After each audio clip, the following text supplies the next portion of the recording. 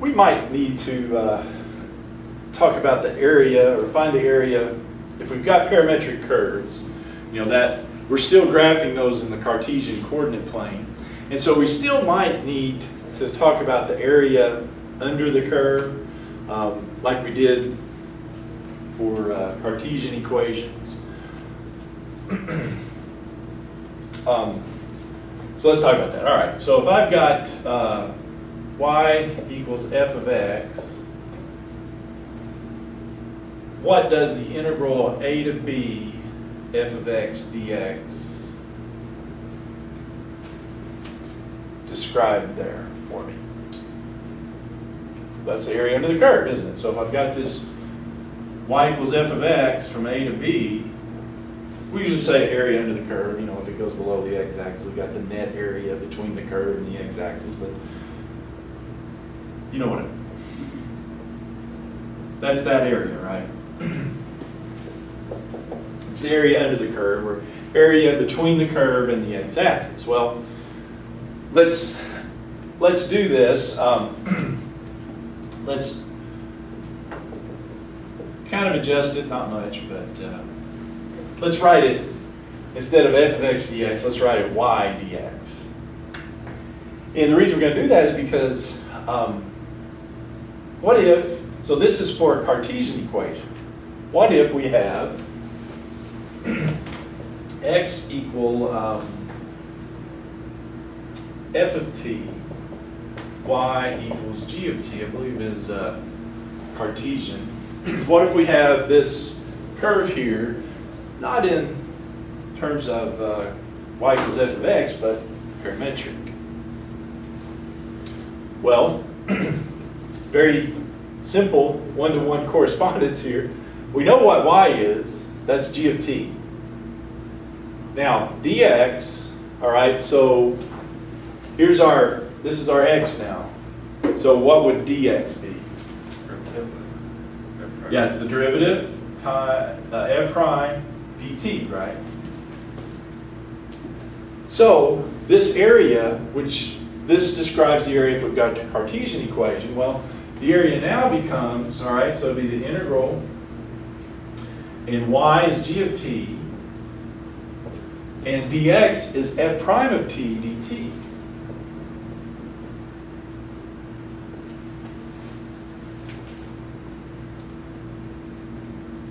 And then, of course, we've changed it over to t's, and so, you know, this is t1, this is t2. So we're doing t values instead of x values, too. So sometimes you'll see it to be maybe even more descriptive. Y of t, x prime of t, just to make it clear, because you may not know. Remember,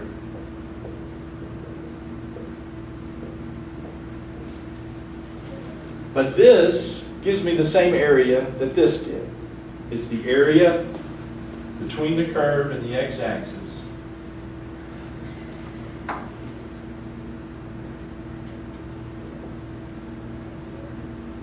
And, you know, maybe a net area, because some may be below, but yeah, this for the curve here is x equals f of t, y equals g of t. So I should have specified that. That's my curve there. This is between that curve and the x-axis. All right. That's what it gives me. All right.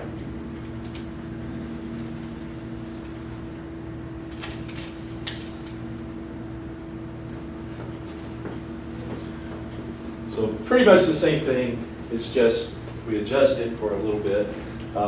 You know, you have to wind up having to multiply. It's y times the derivative. Now, it's not y times x. It's y times the derivative of the x.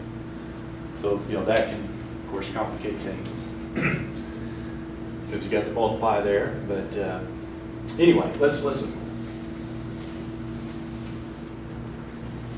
So let's find the area.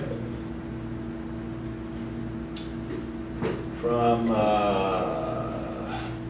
0, t is between 0 and 2 pi. For the curve, parametric equations, x equals t minus sine t, y equals 1 minus cosine t.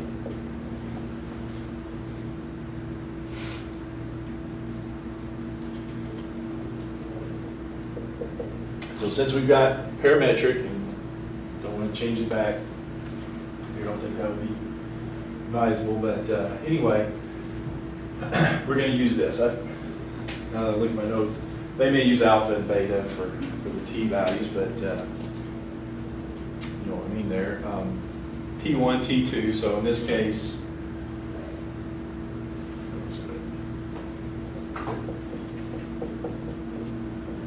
right, the general form, and so all right. So T1, T2, alpha, beta, they may call it. T1, 0, T2 is 2 pi. It's just the limits of your t values. And in this case, they've given that to me. And, you know, you may have to find those. The next one, I think we may have to find those, but in this case, they're given. All right, so y of t is just 1 minus cosine t. Now this is x prime, so it's not x, it's the derivative, so x prime here is 1 minus cosine t, isn't it? Which turns out to copy y of t there, but that's what it is, all right. So far so good? All right, so yeah, like I said, it's a times, and you know, integrals and times, they're not always the easiest thing to do, but this one it looks like probably our best bet is just go ahead and multiply that out. So 0 to 2 pi, that'll be 1. Then we'll have a minus cosine t and another minus cosine t, so we have minus 2 cosine t. And then a minus cosine t times a minus cosine t will be a plus cosine squared t.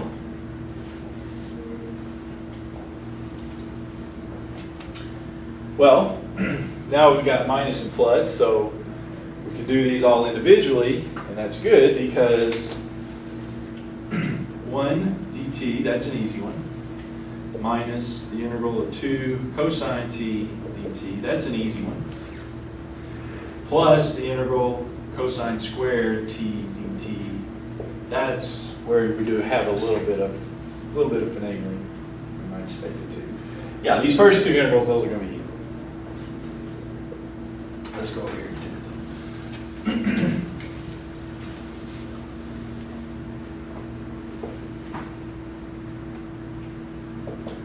Let me just copy it since I'm moving over here.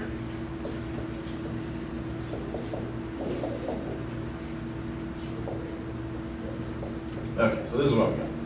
Easy, that's just t. Easy, that's the antiderivative cosine is positive sign, is it? So it's still minus 2 sine t.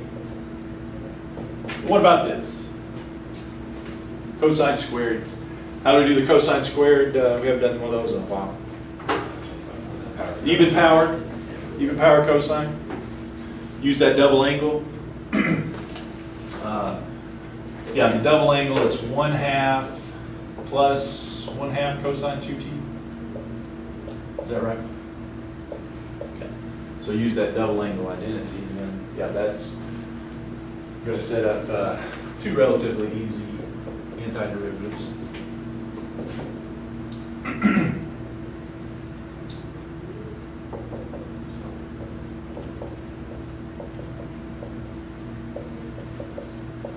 Yeah, this one, that was really easy, but that one's that was just a u substitution, isn't it? U equals 2t, so du would be 2 dt, so du over 2. All right, so I think, so we've got t minus 2 sine t, plus that'll just be 1/2 t plus integral, so it'll be 1/2 cosine u, and then I've got du over 2. So basically I've got 1/4 cosine u. That's it.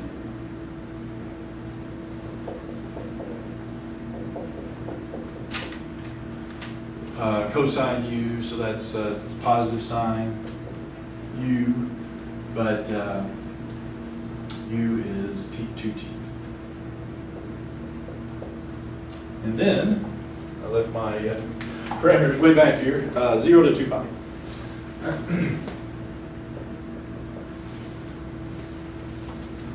With me there? All right, so t, so we got 2 pi minus sine of 2 pi plus 1/2 times 2 pi, just combine with t, plus 1/4 sine of 4 pi, right? Plugging the 2t there. And then 0, so that's going to be a whole lot easier. 0, sine of 0, 0, 1/2 of 0 is 0, and 1/4 sine of 0 is 0, so zeros all across the way there. And then the good news here is also, isn't sine of 2 pi, isn't that 0? And sine of 4 pi, also 0?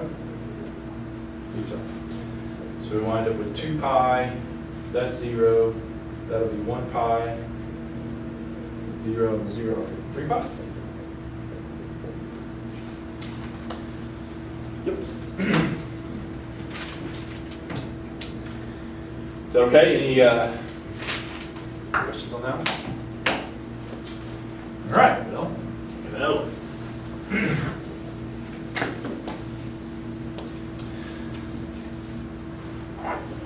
Find the area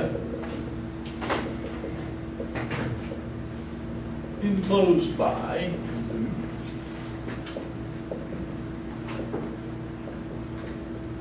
in parametric curve x equals t squared, y equals t cubed minus 2t. Oh, I didn't go back and look at the, probably would, let's go back to this one first. All right, so it was t, here it was t equals sine, x equals t minus sine t, y equals 1 minus cosine t. I was going to see if that was,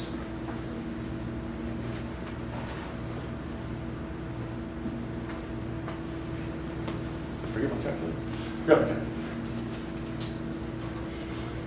I was going to look to see if anybody have theirs pulled up handy. What does that look like? I didn't write it down on my paper either. What does that look like, graph-wise?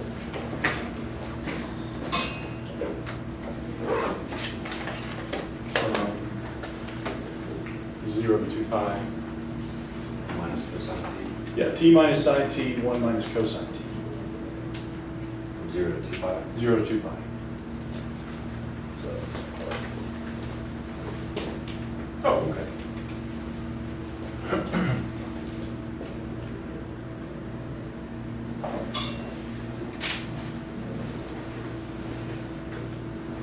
So, what have we found here?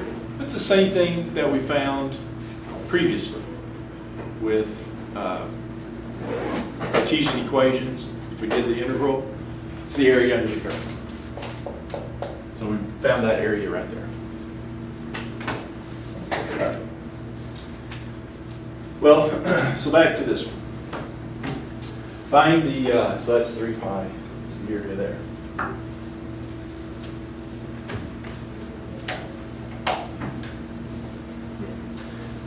Let's talk about this one.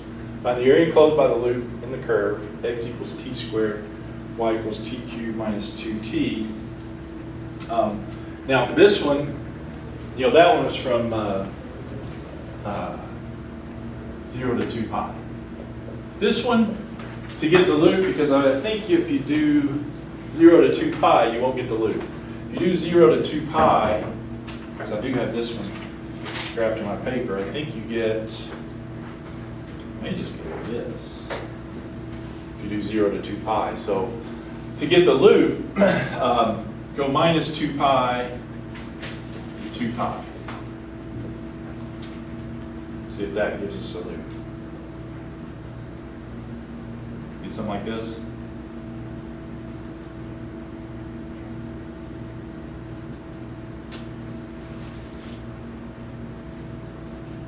Yeah. Now we just want the area of this loop here. So that's our goal.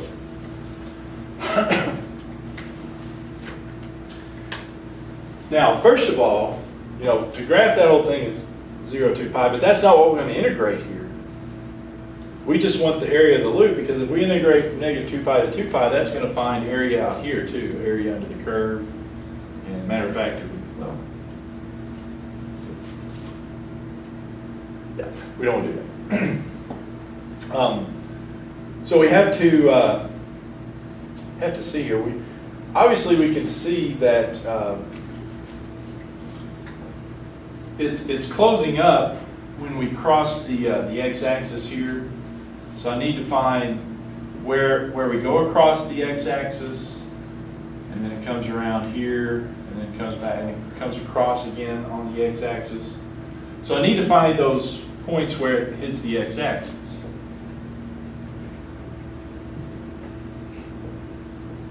Well, if we're on the x-axis,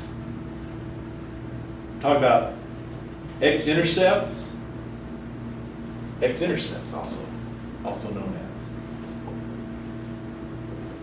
How do we find x-intercepts? Well, to find x-intercepts, that's what is 0? Not x is 0. Y is 0, yeah. Yeah, so we go to the y equation, set it equal to 0.